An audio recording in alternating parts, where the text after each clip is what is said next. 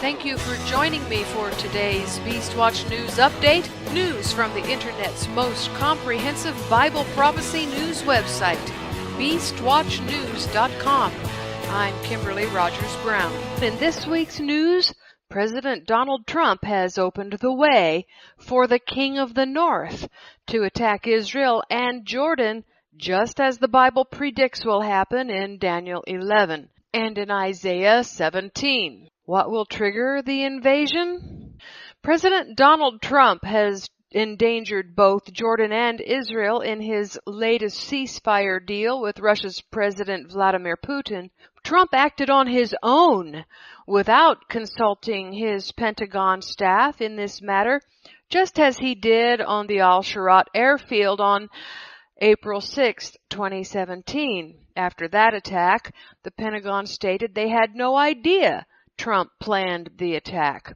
The Atlantic.com website reported this week that the Pentagon had been once again left out of the loop regarding Trump's plan to hand over Daraa and Quneitra. With this latest deal, Trump has inadvertently opened the way for the King of the North to attack Israel and Jordan in exactly the way that the Bible predicts. Russian troops entered southern Syria for the first time on Wednesday, July 13, when they occupied the town of Daraa to start enforcing the partial ceasefire agreed to by Trump and Putin in Hamburg on July 7th. Daraa is a small city about 12 kilometers from the Jordan border with a very big military importance. One of the highways running through Daraa is the ancient biblical King's Highway. This particular section of the King's Highway leads directly from Daraa to the Jordan border.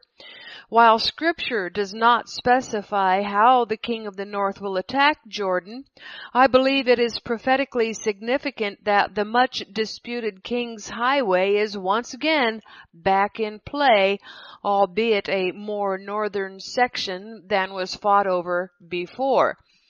The King's Highway was a strategic route from before the exodus of the Israelites. It is referred to as Derech HaMelech in the books of Numbers and Deuteronomy, where it is related that the Israelites needed to use the road that in part of its southern section passes through Edomite territory in what is now southern Jordan. The Edomite king refused then passage. The same request was made to King Sihon in Deuteronomy chapter 2. He refused, and the Israelites went to battle against him and won, opening the territory for occupation by the tribes of Reuben, Gad, and Manasseh.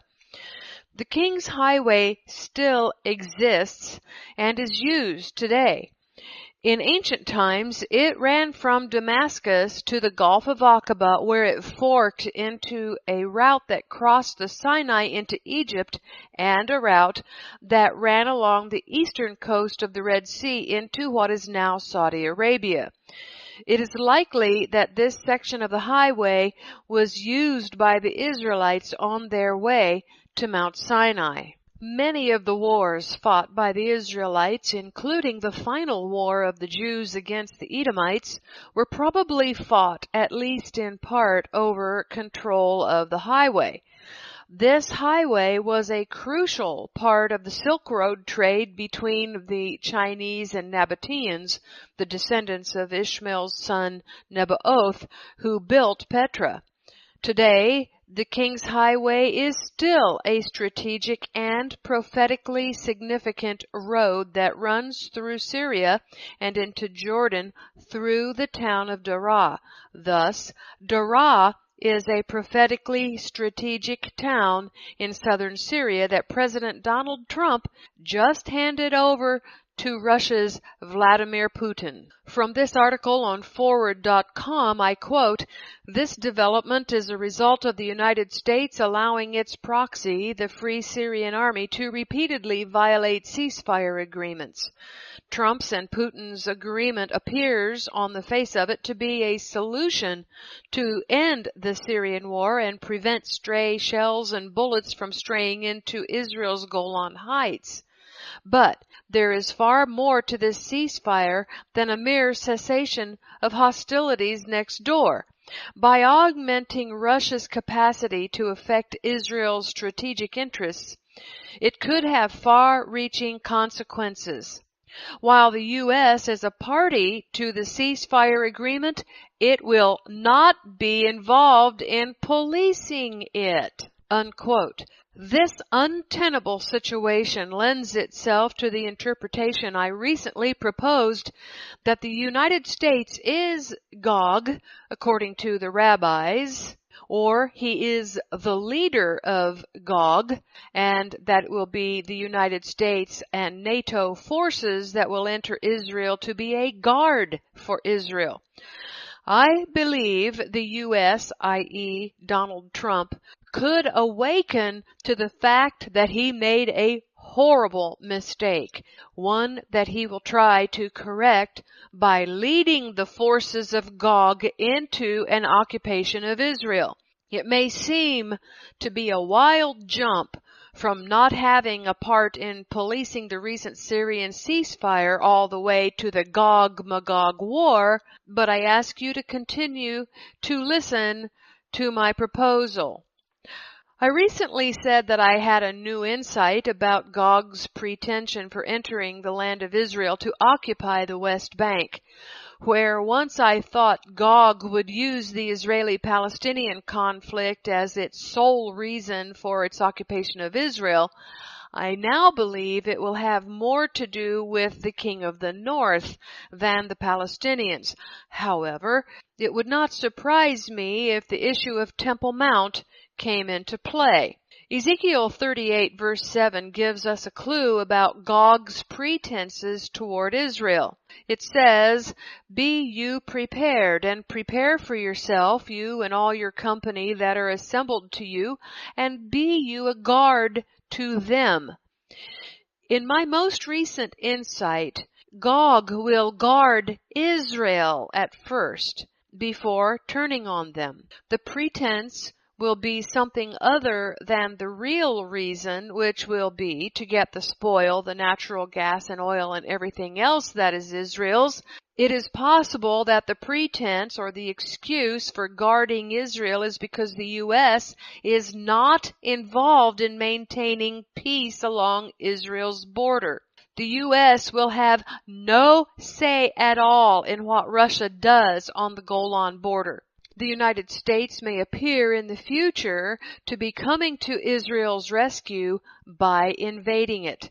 Trump could awaken to the big mistake he made and realize that the only way the U.S. can maintain its interests in the Middle East is to enter Israel under the ploy of guarding the Jews from the encroachment of Russia and Iran. Thus, the United States and NATO will enter Israel to guard it.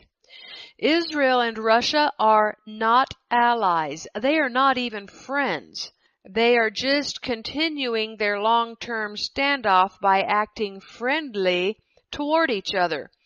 These two countries have not been so geographically close to each other since the Israel-Egypt War of Attrition across the Suez Canal in 1970. At that time, Israel faced off against hostile Soviet Air Force and Air Defense divisions, and Israeli Phantom and Mirage combat aircraft shot down 5 Soviet MiGs. Now, Russia, with its boots on the ground in Syria and its involvement in complex local negotiations, is not only a fixture of the Arab Middle East and the Eastern Mediterranean basin, it is also a neighborhood fighting force along the Israel and Jordan borders. Washington is leaving the western part of Syria, the urban, non-desert part, to Russia, Iran, and of course the Assad regime. These, along with Iran's allies, Iraq and Hezbollah, form the 4+1 coalition that is the prophesied King of the North. Why is the 4+1 coalition the King of the North army and not the Gog army? It is because this coalition is a direct threat to Jerusalem. Iran has openly blustered about its intentions to destroy the Jews. Gog has never made such claims. Gog is an indirect threat. The first king of the north was ancient Persia. The next two are Greek. Daniel 11 up to verse 39 details the wars between the Greek generals to gain control of all the territory left to them by Alexander the Great. Daniel 11 verses 40 to 45 posits a final battle with no known historical sequence corresponding to that which is laid out in the previous verses. Many interpreters of Daniel consider this section to contain a reference to a much more distant future from Daniel's time, likely a future that has now arrived. Whereas Daniel 11 begins with the current king being of Persian origin, the next two kings of the north being Greek, we now must decide if the fourth king of the north will be Persian or Greek. It is unlikely that God will break the pattern of using either a Persian or Greek empire to raid Israel in the end of days. At the moment, Greece is not even a player in this scenario. The most that can be said about Greece becoming the end-time king of the north is that Greece would have to rise from the ashes to become a world superpower again. The likelihood of that happening is remote to almost impossible. That still is not enough evidence, however, that the 4+1 coalition is the end-time king of the north. Perhaps if we define who Gog is, we will get settled on who the king of the north is. So, who is Gog?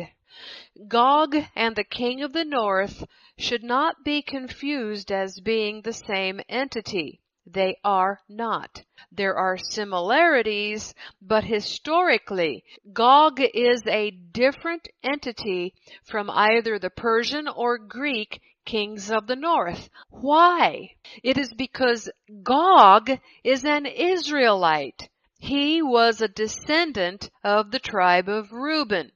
Listing the living descendants of Reuben in 1 Chronicles chapter 5 from verses 3 to 6, we read in verse 3, "The sons, I say, of Reuben, the firstborn of Israel, were Hanok and Palu, Hezron and Carmi.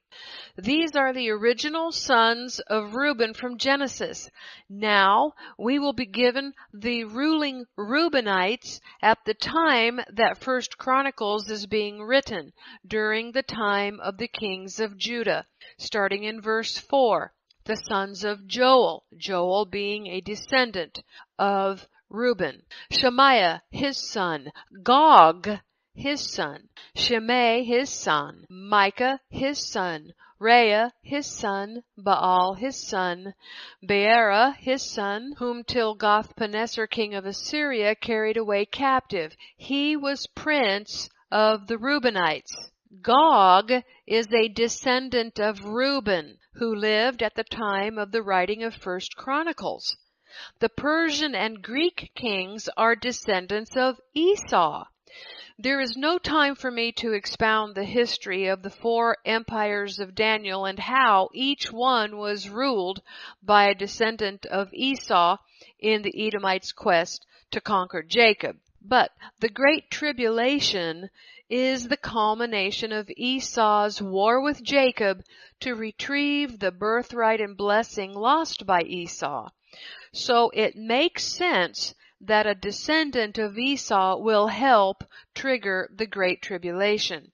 Furthermore, historical references abound from the centuries before and after Yeshua's earthly walk that plainly tell us that Gog moved to the land of Magog, which is now Turkey.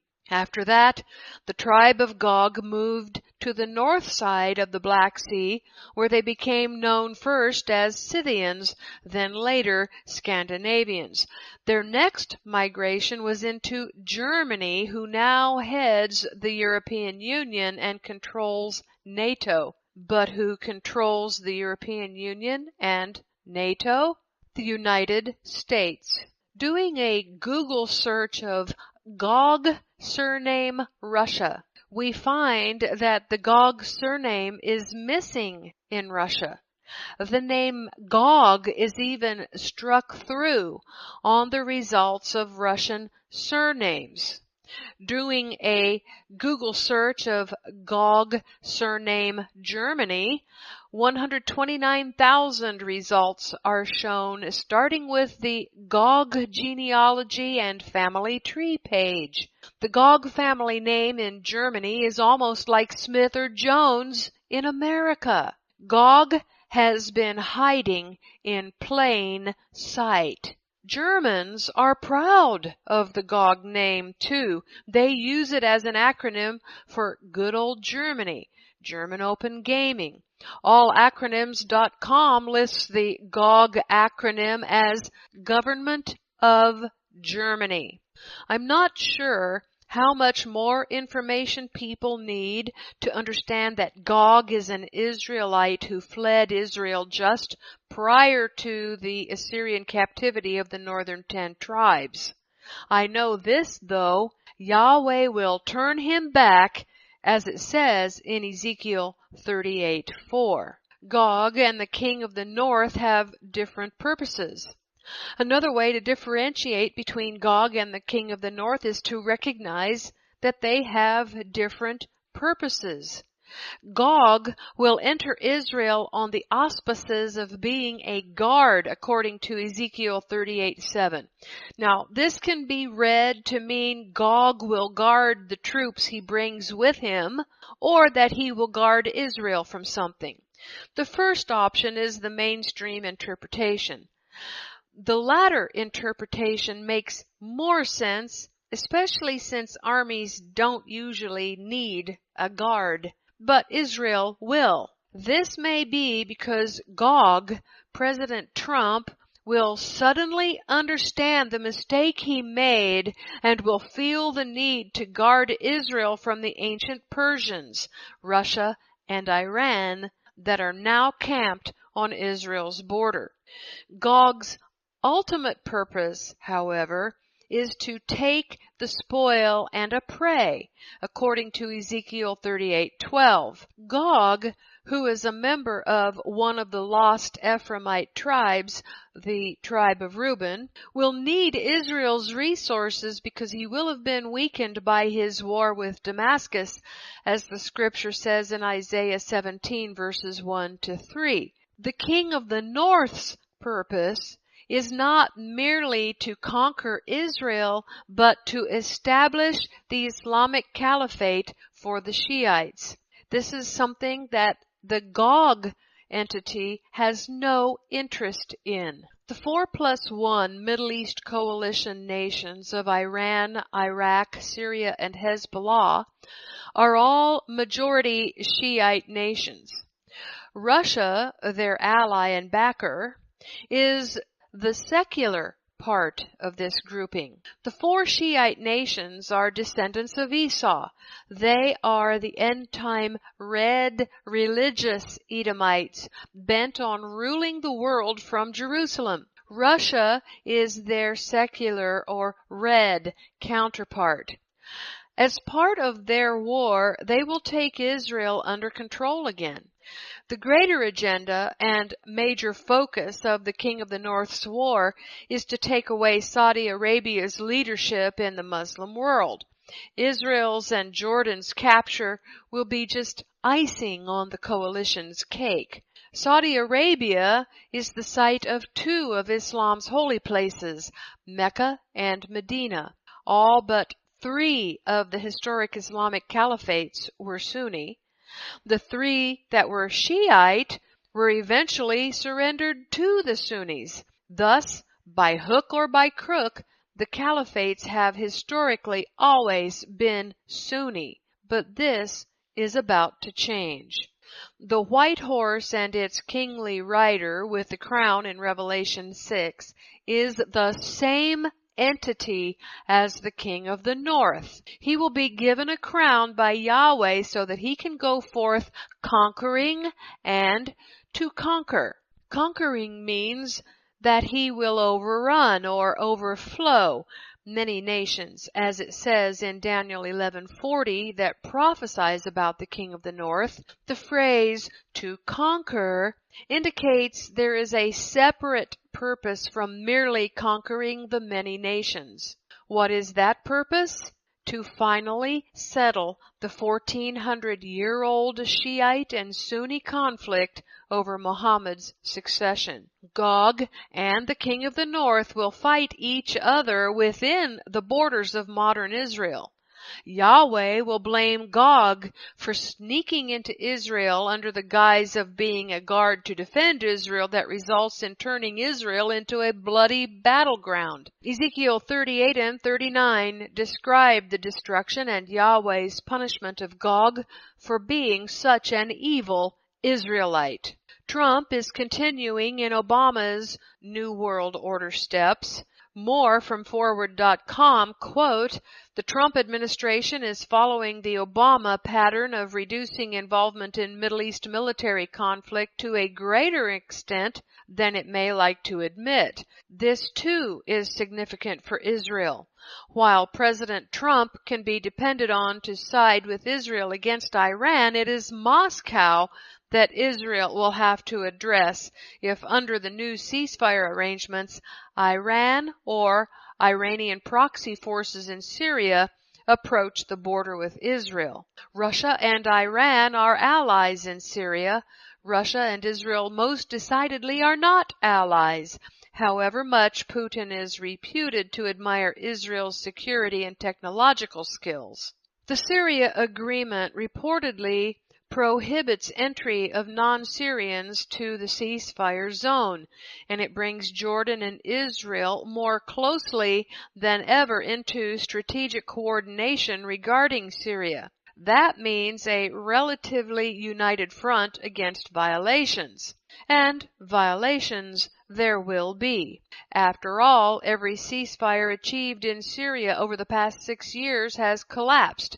This one, too, is likely to be short-lived. Not only are resurgent forces loyal to Assad spoiling to reassert their sovereignty in the country's southwest, there are also around 50 diverse and conflicted militias there, some more militant and more Islamist than others." Unquote. Russian troops entered Kenitra this week. This from Debka.com. Russian army units are preparing to move into the town of Kenitra in the coming days to take up positions opposite the Syrian-Israeli Golan border. Their function is to police the second zone of southwestern Syria designated for ceasefire by President Donald Trump and Vladimir Putin when they met in Hamburg on July 7th. Kenitra is just 5 kilometers from Israel's border and the line of IDF positions defending it. Israel has notified Washington and Moscow that it is flatly opposed to the presence of a Russian unit on its border. However, the U.S. and Russian officers coordinating the ceasefire's implementation agreed to recommend going forward with the Russian deployment. The White House and the Kremlin gave the officers' recommendation the green light, virtually imposing it on Israel against its will. Their argument is that the first ceasefire zone that was established last week in the Daraa front on the Jordanian border will quickly break down if it is not shored up by a second zone at Kenitra. But the two zones differ in major respects, according to military and intelligence sources. The understandings drawn up for Daraa between the U.S., Russia, and Jordan included a clause explicitly providing for the withdrawal of Iranian and pro-Iranian forces, including Hezbollah, to a point 40 kilometers west or north of the demilitarized town. This clause never stood up for one moment. As Debka first disclosed on July 16, even after Russian and Chechen troops moved into Daraa on Sunday, Syrian and Iranian forces did move out, but an elite Hezbollah unit remained. the U.S., Russia, and Jordan decided collectively to let this breach of the ceasefire deal go without response, and they tried to keep it dark. While acting to procure Jordan's acceptance for the new format, the two powers refrained from turning to Jerusalem. They knew they would be greeted with a flat rejection because of an earlier lapse. The clause providing for the 40-kilometer withdrawal of Iranian and pro-Iranian troops from Daraa was left out of the deal for Kenitra, heedless of urgent Israeli demands for its inclusion. The absence of any Trump-Putin commitment on this score leaves Israel fully exposed to the presence of Iranian and Hezbollah forces within mortar range of its Golan border in an area supervised by their not ally, the Russian military. It was this danger that galvanized Prime Minister Benjamin Netanyahu into broadcasting Israel's total opposition to the Trump-Putin ceasefire for southwestern Syria during his visit to Paris on Monday, July 17, after his talks with President Emmanuel Macron. In an apparent bid to calm Israel's concerns, Russian Foreign Minister Sergei Lavrov made an unusual statement for a Russian diplomat. He said, "I can guarantee that we have done everything, and the U.S. side has done everything, to ensure that Israel's security interests within the framework are fully taken into account." Careful perusal of this comment revealed to Debka Files sources that it was made in the context of a previous ceasefire accord that the Russians had made for Turkey and Iran co-sponsors. Instead of reassurance, his comment was taken in Israel as a bid to ascertain that the arrival of Russian troops in Kenitra over Israel's strenuous objections would go smoothly. Technically, Israel is not bound by the ceasefire. It would prefer a quiet Syrian border where a ceasefire is enforced by others. This is because Israel does not want to be in Syria. In recent months, the Israel Defense Forces have reached understandings with the more moderate anti-Assad forces across the border. Israel resupplies them, and they in turn keep the Sunni extremists and the Shiite Iranian proxies away. But the IDF has taken pains not to establish a presence of its own on the Syrian Golan, lest they witness a repeat of Israel's disastrous 18-year occupation of southern Lebanon, which ended in 2000. In this regard, Prime Minister Benjamin Netanyahu and the IDF have thus far managed Israel's affairs in and around revolutionary Syria with admirable caution. The most negative scenario Israeli strategic thinkers have conjured up for the Golan Front involves an end to the Syrian civil war that places significant battle-tested Iranian and Hezbollah forces on Israel's two northern fronts, the Golan and Lebanon. Iran is determined to control, directly or through proxies, territories in Iraq and Syria that provide it a corridor all the way from Tehran to Baghdad and Damascus and to southern Lebanon and the Mediterranean. In doing so, it seeks not only to extend its strategic hegemony in the Levant, it also wants to pose a genuine military threat to Israel. The Russian deployment was the first step in their posting troops along Syria's Israeli and Jordanian borders, as was agreed between Washington and Moscow. President Trump had assented to this arrangement to bolster the first stage of the Syrian ceasefire going into effect in the deconfliction zone of the Southwest. Unquote from Debka.com. If the occupation of Daraa and Kenitra was only performed by Russia, The notion that the occupation pointed to a coming assault by the King of the North would be suspect. Russia by itself is not the King of the North, but Russia, Iran, and the other 4+1 coalition allies is the King of the North. And the King of the North is set to ride its white revelation horse whenever it pleases, whether that be now or 10 years from now. There is a principle in the art of war. An area once occupied shall remain occupied.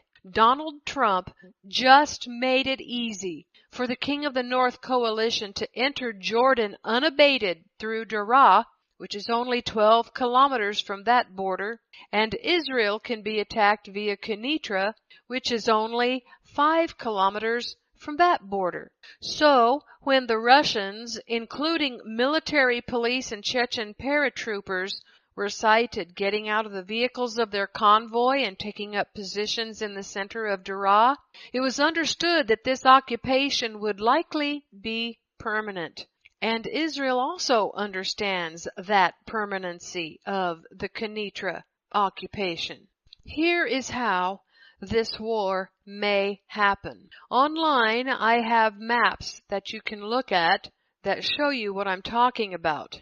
You can see these maps and read this text at beastwatchnews.com and at HebrewNationOnline.com in the premium news alert there. Little does Donald Trump realize that his most recent move was orchestrated by Yahweh in a way that is unmistakably prophetic by involving the ancient King's Highway. The prophetic aspect of this could have been missed but for the understanding of all the ancient and modern struggles associated with this very highway, one section of which Donald Trump just handed to Russia and Iran so they can invade Jordan. From Daraa, I believe it is possible that the Persians, Russia, Iran, and their 4+1 coalition will cross into Jordan using the King's Highway. On the map, that is Route 35. Route 15 is also the King's Highway. There will probably also be airstrikes by Russia to open the way for the coalition troops. The coalition will just bust right through the border crossing into Jordan and hurry to Amman. Amman will fall. Jordanian and U.S. jets and ground troops will be mustered, but it will be too late. Jordan's and the U.S. fighting power in this area is very limited and will easily be overwhelmed by the coalition. The coalition must take Amman to prevent the Jordanians, the United States, and even Israel from protecting their Arab ally, Saudi Arabia. In fact, this is one huge strategic reason Israel will be attacked at the same time that the coalition is attacking Jordan. The attack on Israel will keep the Israelis busy while the coalition takes Jordan and moves on to Saudi Arabia. We know Jordan will be attacked by the King of the North because the book of Daniel says the chief of the children of Ammon will escape. Amman is the capital of Jordan. It will be attacked in order for the royal family to escape. The ancient areas of Moab and Edom will escape as well. Daniel 11:41. He shall enter also into the glorious land, that's Israel, and many countries shall be overthrown, but these shall escape out of his hand, even Edom and Moab, and the chief of the children of Ammon. There's no reason to escape if their country is not under attack. After the coalition conquers Ammon, their attention will turn to Saudi Arabia and to the conquest of Mecca and Medina so that the Shiites can establish their caliphate. The Shiite coalition must conquer the Sunnis. This is why the crown is given to the Shiites by Yahweh even before the white horse of Revelation 6 rides. Looking at the possible movements of the Russian and Iranian coalition armies, it can be seen how southern Jordan will become the place that the woman of Revelation 12 flees to. Southern Jordan will become the only place on earth that is safe for her.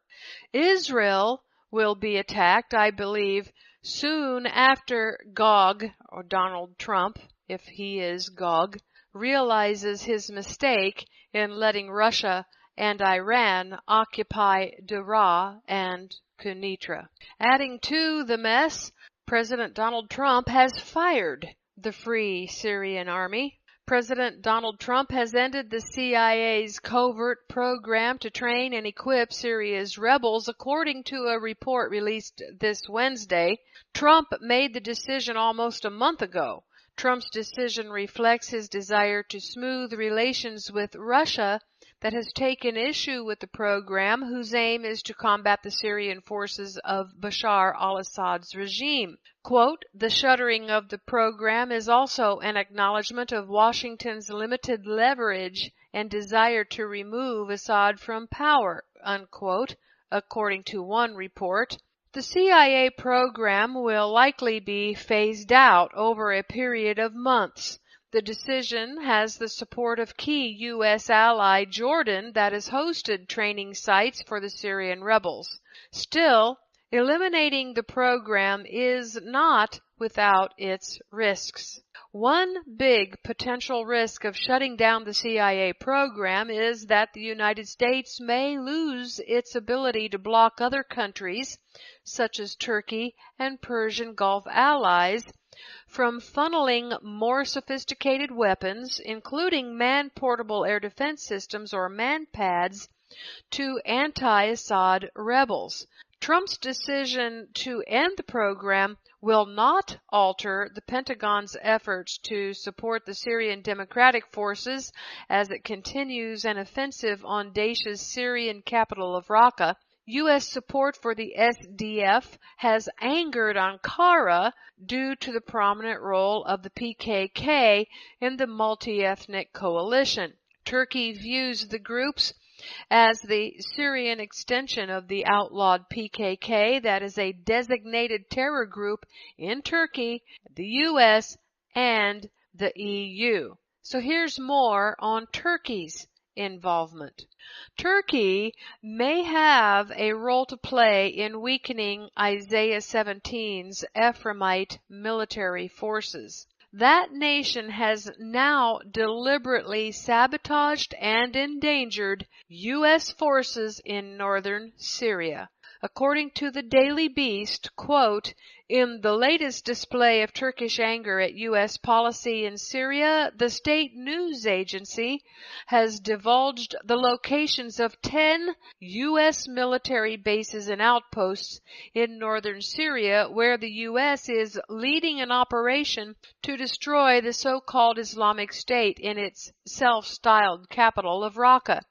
The list, published by the Anadolu News Agency, points to a U.S. presence from one end to the other of the Kurdish self-administration region, a distance of more than 200 miles.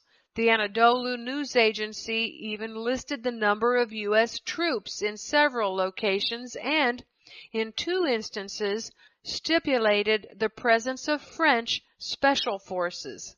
Turkey has openly criticized the Trump administration and the Obama administration before it for relying in the battle against ISIS on a militia led by Kurds affiliated with the Kurdistan Workers' Party, or PKK. A separatist movement now at war with Turkey, the PKK has been listed by the U.S., EU, and Turkey as a terror organization. To avoid the appearance of allying with such a group, the U.S. military set up the Syrian Democratic Forces, which have a large component of Arab recruits, but they are led by officers from the People's Protection Units, the YPG, the Syrian affiliate of the PKK.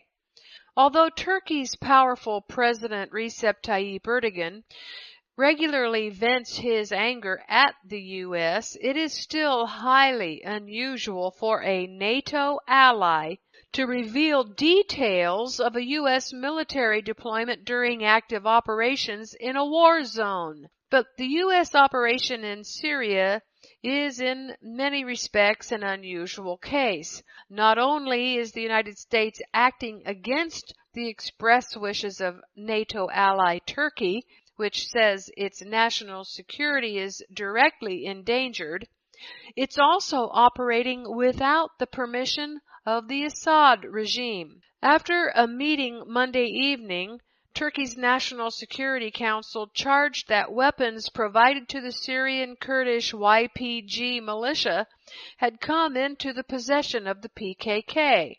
This shows that both are the same organization, it said, adding that other countries were using a double standard for terror groups, an apparent reference to the U.S. alliance with the YPG militia.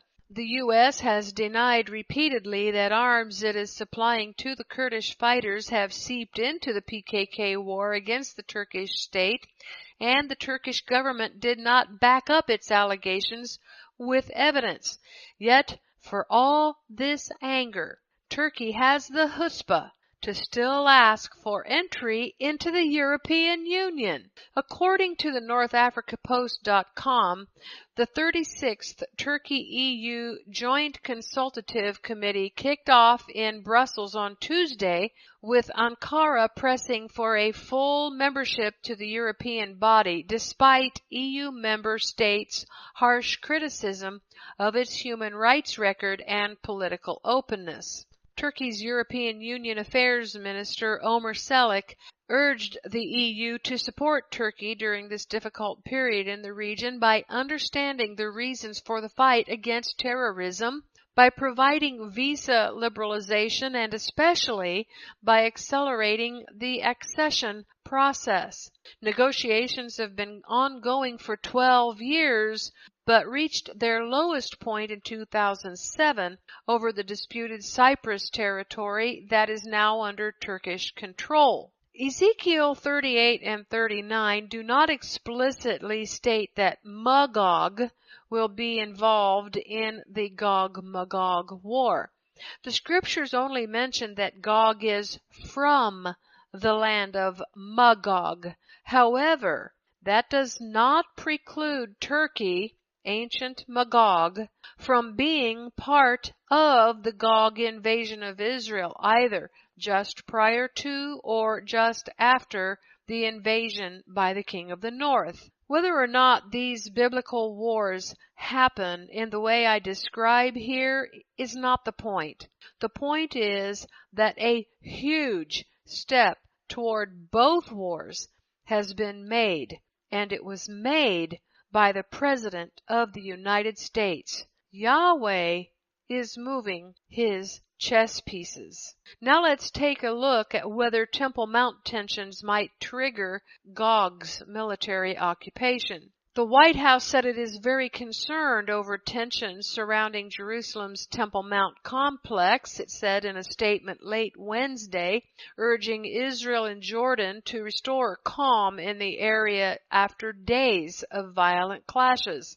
Muslim worshippers have been protesting Israel's decision to install metal detectors and other security measures at entrances to the holy site in the wake of a deadly terror attack near there on Friday, saying the move breaks the delicate status quo agreement between Jerusalem and Amman. The United States is very concerned about tensions surrounding the Temple Mount, Haram al-Sharif, a site holy to Jews, Muslims, and Christians, and calls upon the State of Israel and the Hashemite Kingdom of Jordan to make a good faith effort to reduce tensions and to find a solution that assures public safety and the security of the site and maintains the status quo, the White House press office said in a brief statement.